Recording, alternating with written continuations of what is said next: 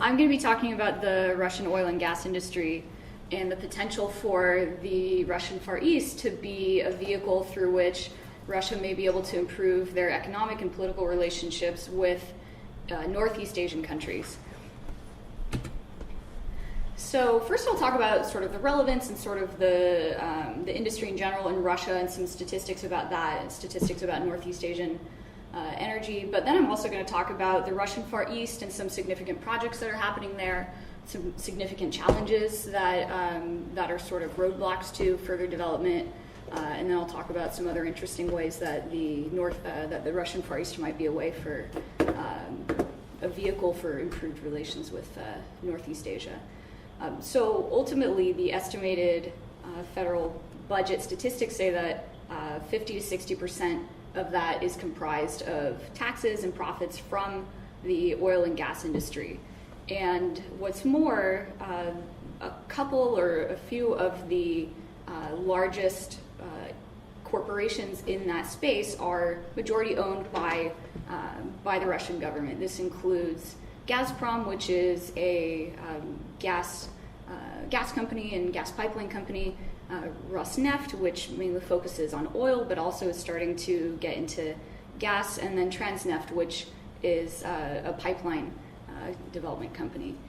And a couple of the goals of the Russian Federation are not only to develop the Far East, develop the infrastructure and develop the energy industry there, but also to gain access to markets in Northeast Asia. And because they have majority stakes in some of these corporations, they could actually use these corporations as a vehicle to achieve some of those goals. Russia in general has some of the largest proven reserves of oil and gas in the world, and the Asia Pacific is the largest consumer of crude oil in the world, and is the third largest consumer for natural gas, but that actually could change in the coming years as the energy market is becoming more diversified, particularly with liquefied natural gas. And I've actually heard that in the most recent year or so, Russia has actually overtaken Saudi Arabia as the largest producer of crude oil. They're the second largest producer of natural gas as well. This is a picture of President Putin himself signing one of the pipelines in the Sakhalin area, which is a major production center that I'll be talking about in just a sec. So the oil market in Northeast Asia is huge. There's a lot of potential for Russia in this space, and they've already begun for several years to develop significant trade in this area. Japan and China are a couple of the largest importers of oil in the world. Russia is the largest exporter, but at this time Russia exports more than 3 times the amount of oil to Europe as it does to China, so there's significant opportunity for growth. And at the moment, Japan and China receive significantly more oil from Middle Eastern countries than from Russia. So Russia actually has significant competition in this space, particularly with Saudi Arabia, but also from other Middle Eastern countries that are part of OPEC, which is a really significant player in setting price. Russia has not historically been a price setter of oil, but if Russia is able to develop the infrastructure in the area, they actually could become more competitive and begin to take more market share. I just love these maps that British Petroleum has developed for world oil flows, and I just want to point out these nodes are not representative of a single country, but if you see here, you have this huge web coming from the Middle East in terms of oil trade, and a significant amount of that going to China and Japan. This includes not only Saudi Arabia, but Iraq, Kuwait, Qatar, and so even though Russia is a significant producer and supplier of oil, in terms of their relationships in Asia, they actually still have quite a ways to go to be a dominant force in the market there. In terms of the gas market, China is not one of the top importers of natural gas at this time, and actually most of their natural gas comes from Turkmenistan. So despite that Russia's the largest exporter, there's actually quite a ways to go for them to have dominance in China's gas market, although there's some projects in development that actually could really change that, which I'll talk about in a minute. Japan and South Korea are the largest importers of liquefied natural gas, and if you remember, it's projected that liquefied natural gas will actually become a significant part of energy diversification in the next several years. And Russia has a LNG plant really close by Japan in Sakhalin, and even though it's the only liquefied natural gas plant operating in Russia at this time, it's in a really strategic location to be able to supply a lot of liquefied natural gas to Japan. However, Qatar is the largest exporter of liquefied natural gas. Russia is a distant fourth, and so they have some development work to do in order to, again, become the dominant player for liquefied natural gas in the area. This is, again, another map. Red signifies pipeline gas. Blue is LNG. And as you can see, the Middle East is still, particularly because of Qatar, a significant producer. But over here you see Sakhalin being representative of one of the major flows to Japan, and it is to South Korea as well. You could obviously see that the pipeline network for Russia is significantly more developed in the western part and supplies a lot of gas to Europe. That's where most of their relationships are at this time. So before I start talking about the projects in the Far East in terms of oil and gas, I just want to point out this map here, which was supplied by Gazprom. You have the western part of Russia here significantly developed in terms of their gas pipelines. This is representative of gas only at the moment. And in Sakhalin, you have pipelines going to the south of the island that export to the Asian market. And you have a pipeline that goes through Khabarovsky Krai and Primorsky Krai down to Vladivostok. But all of this area in here is still in development. And so Gazprom actually has a stated plan to gasify the Far East, or it's their Eastern Gasification Project, as they call it. And because Gazprom is a majority state-owned corporation, it's really part of their dual goal to not only develop the infrastructure of the Far East, but to export more gas to the Northeast Asian economies. And I'll talk more about the specific projects in a second, but on Gazprom's website, they do talk about that they have developed the system not only to better develop the Far East, but they've developed this, or are developing the system with the potential to export to China and other Asian countries in mind. All right, so industry in the Far East, you have some significant projects that are already exporting, but there's still quite a ways to go. Sakhalin 2 and 3, these are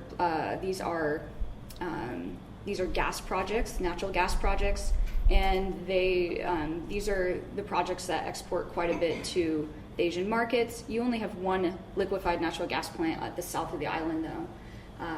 Sakhalin 1 is also a project that Gazprom has the Russian government has a stake in, but that's actually majority controlled by ExxonMobil, so it's not considered like one of their major export projects. You have the gas pipeline coming from Sakhalin that goes through Vladivostok, but that line at this moment is not exporting. Power of Siberia, that is the gas pipeline that's under development. Power of Siberia is taking Eastern Siberian gas fields and developing them to export to China. The Eastern Siberia Pacific Ocean oil pipeline comes from Eastern Siberia to Vladivostok. I'll point that on the map in a second. But that is an already functioning oil pipeline, and that was the result of a major deal between the major Chinese state oil company and Rosneft and Transneft. So that's a significant project that is already exporting significant oil to China. So this is a map that represents the Eastern Siberia Pacific Ocean oil pipeline, and that goes from this green line here in Eastern Siberia all the way through this blue line through the Far East and to Primorsky Krai, but there's a spur that shoots off to export to China. So that's already producing. The future projects that are that they would like to be developing but are not necessarily a priority at this time include a liquefied natural gas plant in Vladivostok. The gas fields in Kamchatka are being developed. They have production facilities, but they're not currently exporting. And there's more fields to be developed in Sakhalin, but major foreign investment is needed to develop those, and so those are not under development at this time. Power of Siberia, while it will be exporting to China, the ultimate goal is to connect that gas pipeline to Khabarovsk and then to complete that chain all the way down to Vladivostok. And then Krasnoyarsk, which is in eastern Siberia, ideally that would be connected to the western gas grid. But if you see this section right here is what needs to be connected from the Power of Siberia to Khabarovsk, but that is not planned for the moment. And then these are the fields that the gas will be coming from, but ideally this would connect all the way to the western gas grid. Oh, okay. So actually, this is the link that would connect the western gas grid to these fields that are being developed in eastern Siberia. So at this time, there's significant energy trade between Russia and China, and this is sort of the product of a strategic partnership that started to be developed in the 1990s. A lot of people are talking about this partnership since 2014. Since more European markets started turning away from Russian energy, but actually this is a partnership that has been long in development. It just was sort of a coincidence that this $400 billion gas deal was sealed in 2014 between Gazprom and between the Chinese state oil company or energy company, and the joint declaration that they signed in 1996. Provided for the foundation for continued economic development. It also included the settlement of some border issues, which sort of opened the way for more cooperation, and it also had elements of more coordination for military activities and the like. So it was a comprehensive partnership, but economic development was a significant part of that. Like I mentioned, the Power of Siberia is the project that will connect Russian gas to China, and there's also talk of a western route that would go between Kazakhstan and Mongolia to go to sort of the western part of China. But even though that's closer and in theory could be somewhat convenient to develop, it's not a priority. I believe because the Russian government is really wants to see their strategic goal of connecting the Far East to the western gas routes achieved, and so it's not part of their sort of strategic plan to do so. It's not an immediate priority, but there's been discussion of that. There's also a lot of potential for Japanese relations to improve through the energy industry and some other industries as well. But right now, there's sort of a lot of talk of this improved relationship, this improved economic cooperation, but it really is dependent on some things, and just in the same sense that China and Russia settled a border dispute to open opportunities for economic cooperation. This is sort of what the Japanese Prime Minister is getting at with this talk of significant investment from Japanese companies, is to put this territorial dispute on the table that Russia and Japan have over these southern Kuril Islands, called the Northern Territories by Japan.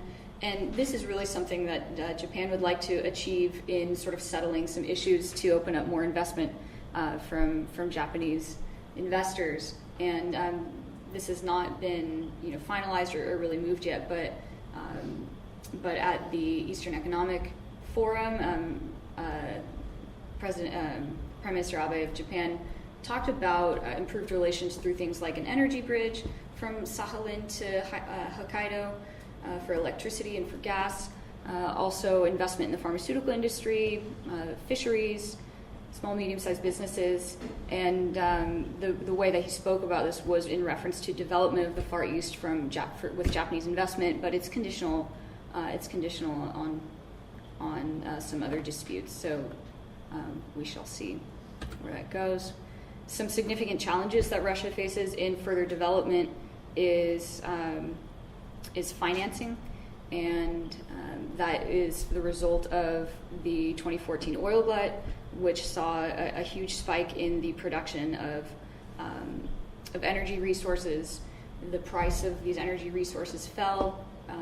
The value of the ruble went significantly down because the Russian economy is very much reliant on good oil prices. And then, of course, the sanctions from the U.S. in 2014, which included some very specific industry-related sanctions related to drilling and extractive technologies for Arctic projects, for deep water projects, and for shale projects. And those are really some of the areas that are that hold a lot of potential for Russia to develop these resources. And so that's a significant impediment in terms of developing new resources and being able to export more. Also, like I mentioned before, there is a monopoly there's a monopoly in the energy industry in terms of Gazprom, in terms of Transneft.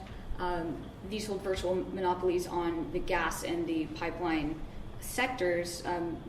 There's not necessarily a monopoly in the oil sector.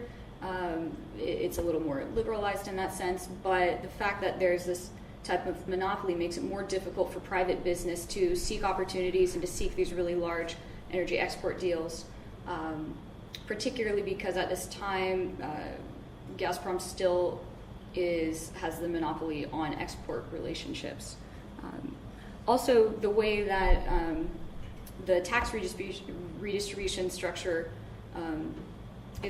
works in Russia is that you need a lot of investment from the central government if you are to develop these really large infrastructure projects. So at this time when the ruble is at a low, when the federal budget has shrunk because of the oil glut and the low prices, it just makes it more difficult to push forward these projects at a rapid rate, and so we do see a slowdown in projects.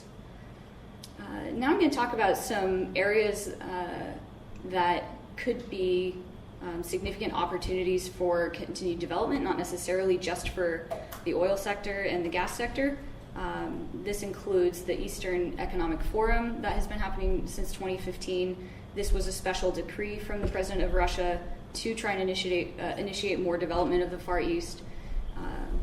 This includes the free port of Vladivostok, which was a law passed in 2015 to try and attract more foreign investment with really specific tax and customs incentives and visa incentives, and also special advance notes for economic development, which in a sort of a similar vein to the free port of Vladivostok include tax and customs incentives to really attract investment to the Far East and to really push forward a lot of these development projects. So this is a map from the Ministry for the Economic Development of the Far East. This is a map of the projects that have received significant investment. And as you can see, it's not exclusive to the energy industry. You actually have agriculture, you have mining. There's going to be a petrochemical plant developed in Primorsky Krai, ecotourism, infrastructure. So this is not exclusive to the oil and gas industry. And the reason I think this is interesting and important is because as you see the energy sector in Russia meeting some really significant challenges in terms of financing, there are other areas for development that could be significant in Russia improving its export-related industries to Northeast Asia and becoming a more significant part of the economy.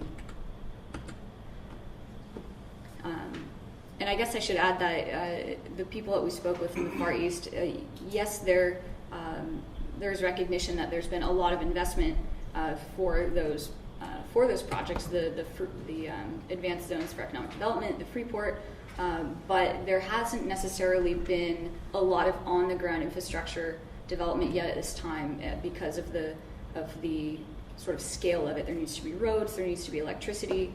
These are really big projects, and so these have not necessarily yet resulted in the type of economic development that they would like to see, although there is significant foreign investment, particularly from China. So ultimately, at the beginning, I spoke about whether the Far East is going to be a vehicle for Russia to improve its relations with Northeast Asian countries via the energy sector. And my sort of prognosis is that in the long term, the energy sector is a strategic asset that will be a very significant part of the development of the Far East and improved relations with Northeast Asian countries. This is already in development. We already have projects that are sort of reaping the benefits of new partnerships.